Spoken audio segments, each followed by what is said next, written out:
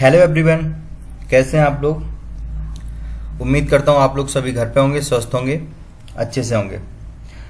चलिए आज हम बात करते हैं डीएलएड सेकंड सेमेस्टर के एसएसटी जो आपका पेपर है उसके एक बहुत ही महत्वपूर्ण टॉपिक के बारे में, पृथ्वी की आंतरिक संरचना। तो आज हम लोग पृथ्वी की आंतरिक संरचना के बारे में अध्ययन करेंगे। यदि पृथ्वी की आंतरिक संरचना की बात करें तो अभी तक पृथ्वी की आंतरिक संरचना को देखा ही नहीं है, इसलिए पृथ्वी की आंतरिक संरचना की जानकारी अभी तक प्राप्त नहीं हो पाई है, क्योंकि यह संभव ही नहीं हो पाया है। यदि बात करें तो पृथ्वी के आंतरिक भाग को मानव ने कभी देखा ही नहीं है। यदि हम बात करें तो ये अफ्रीका की सोने की खदान है और ये भी 3 से 4 किलोमीटर ही गहरी हैं।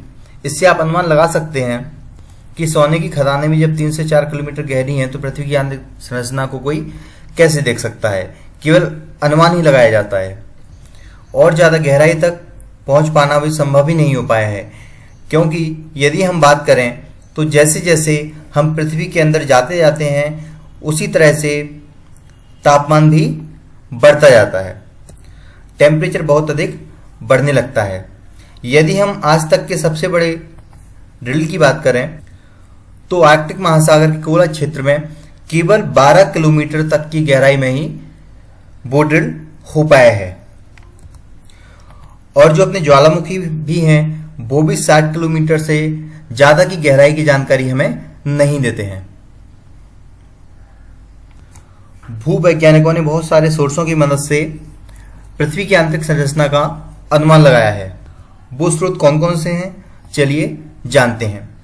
कुछ प्राकृतिक स्रोत भी हैं और कुछ अप्राकृतिक स्रोत भी हैं। प्राकृतिक स्रोत के अंतर्गत ज्वालामुखी उद्गार से और भूकंप विज्ञान से पृथ्वी की आंतरिक संरचना का अनुमान भूवैज्ञानिक लगाते हैं। इसमें सबसे ज़्यादा भूकंप विज्ञान से है। तो सिस्मोलॉजी है क्या, चलिए देखते हैं। भूकंप विज्ञान ये एकमात्र ऐसा स्रोत है जिसके अंतर्गत भूकंपी तरंगों की मदद से पृथ्वी की आंतरिक भाग का अनुमान लगाया जाता है।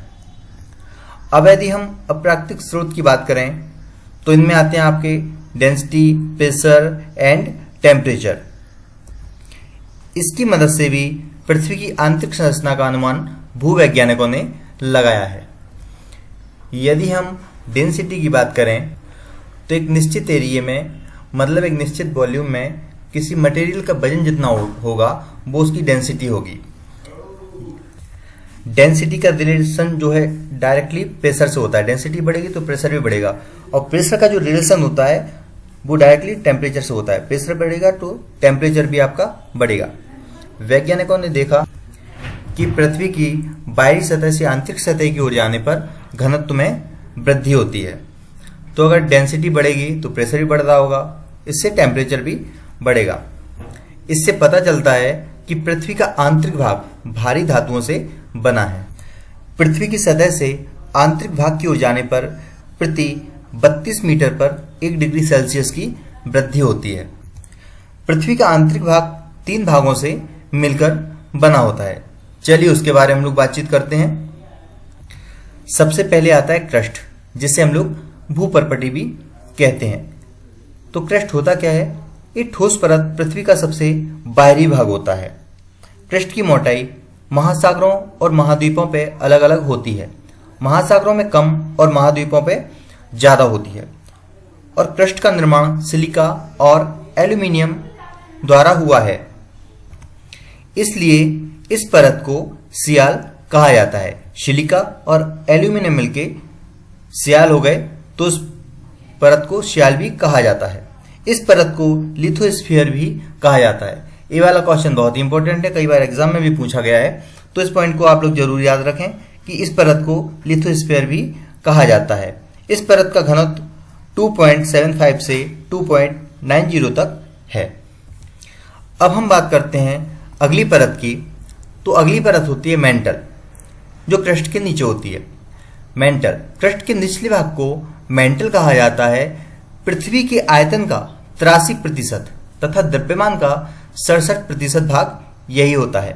मेंटल का निर्माण सिलिका और मैग्नीशियम से हुआ है।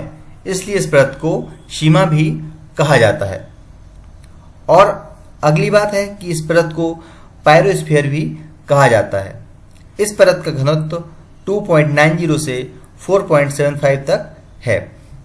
जो इंपॉर्टेंट क्वेश्चन बन सकता है वो यही है, इसे ही व्हाइट ऑफ द अर्थ कहा जाता है। तो यदि क्वेश्चन आए कि व्हाइट ऑफ द अर्थ किसे कहा जाता है, तो आप क्या कहेंगे, मेंटल को व्हाइट ऑफ द अर्थ कहा जाता है। यहां देख सकते हैं आप सिलिका और मैग्नीशियम। मैग्नीशियम एम से स्टार्ट होता है, इसलिए यहां पे उसे रख दिया गया, तो इसे सिमा कहा जाता है। ठीक है, पायरोस्फीयर भी इसी को कहा जाता है और व्हाइट ऑफ द अर्थ भी इसी को कहा जाता है। अब चलते हैं अगली परत की ओर, जिसे कहते हैं क्रोड। मेंटल के निचले भाग को क्रोड कहा जाता है। ये भाग पृथ्वी के निचले मेंटल से पृथ्वी तक के केंद्र तक है।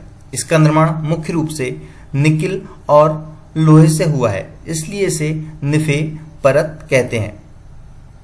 यहां आप देख सकते हैं पृथ्वी के अंदर जाने पर तापमान से ज्यादा दाब अधिक हो जाता है, इसी वजह से पृथ्वी का क्रोड ठोस अवस्था में है।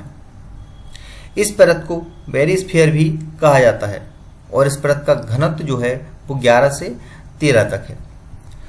अब यदि क्वेश्चन ये बन जाए कि पृथ्वी की परत को शियाल, सिमा और निफे के माध्यम से किसने समझाया है, या कह सकते हैं पृथ्वी की आंतरिक संरचना के रासायनिक संगठन को सबसे पहले किसने समझाया था, तो उसका आंसर है ऑस्ट्रिया के भूवैज्ञानिक स्विस ने। ये वाला भी क्वेश्चन बहुत ज्यादा इंपॉर्टेंट है। आई होप आपको सारी चीजें बहुत ही अच्छे से समझ में आ गई होंगी।